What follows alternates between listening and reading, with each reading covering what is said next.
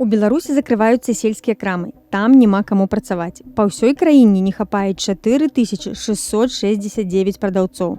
Прадаўцу ў аграгарадку Мухавец гатовыя плаціць 1100 рублёў на адну стаўку.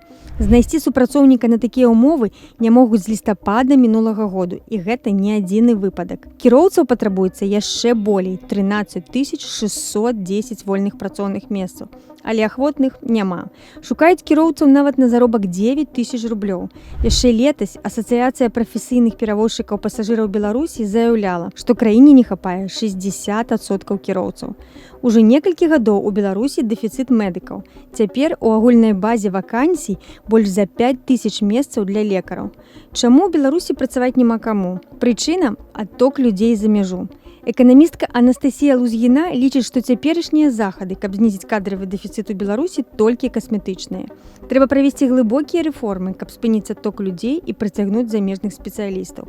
Сітуацыя з дэфіцытам кадраў, па словах суразмоўцы, пагаршаецца. Свабодныя вакансіі ў Беларусі ёсць нават у такіх арганізацыях, як Акадэмія навук і Міністэрства працы.